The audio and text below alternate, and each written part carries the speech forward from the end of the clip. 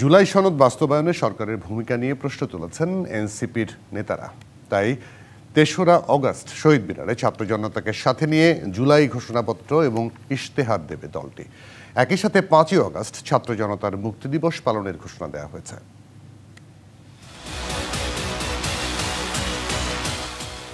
৩৬ দিনের আন্দোলন সংগ্রাম, কোটা আন্দোলন থেকে সরকার পতনের এক দফা, হাজারের বেশি মানুষের আত্মত্যাগের বিনিময়ে ২০২৫ সালের ৫ই আগস্ট বিজয় অর্জিত হয় ছাত্র জনতার।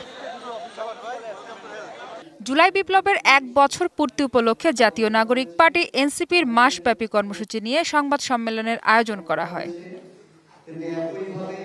১ জুলাই থেকে দেশ গড়তে জুলাই পদযাত্রা শুরু করবে এনসিপি।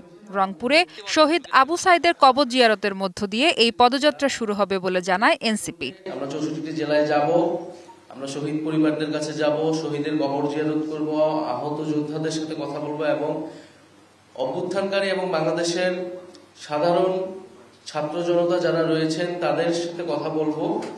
তাদের যে আকাঙ্ক্ষা ছিল জুলাই নিয়ে, সেই আকাঙ্ক্ষার কথা আমরা শুনবো।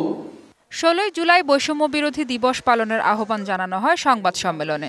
১৬ জুলাই যেদিন শহীদ আবু সাইদ শহীদ হন, এই জুলাই গণঅভ্যুত্থানের প্রথম শহীদ, এবং তার শহীদ হওয়ার মধ্য দিয়েই আমাদের যে জুলাই গণঅভ্যুত্থান শহীদের যে মিছিল, সেই মিছিলটি আসলে শুরু হয়েছে।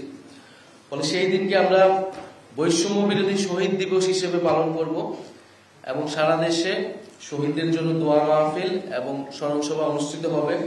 জুলাই ঘোষণাপত্র নিয়ে সরকারের ভূমিকার সমালোচনা করেন নাহিদ ইসলাম। জুলাই ঘোষণাপত্র যেটি সরকারের দেওয়ার কথা ছিল, আওয়ামী লীগ নিষিদ্ধের আন্দোলনের প্রেক্ষিতে ৩০ কার্যদিবস বলা হয়েছিল, সেই ৩০ কার্যদিবস পার হয়ে গিয়েছে, কিন্তু সরকার কোনো ধরনের উদ্যোগ আমরা দেখিনি। আমরা ৩রা আগস্ট শহীদ মিনারে ছাত্র জনতার জুলাই ঘোষণাপত্র এবং ইশতেহার পাঠ করব এবং ৫ই আগস্ট আমরা ছাত্র জনতার মুক্তি দিবস উদযাপন করব। ৮ই আগস্ট নতুন বাংলাদেশ দিবস পালনের সিদ্ধান্ত থেকে সরকারকে সরে আসার আহ্বানও জানায় এনসিপি। মাহফুজা বৃষ্টি, টিভিসি নিউজ, ঢাকা।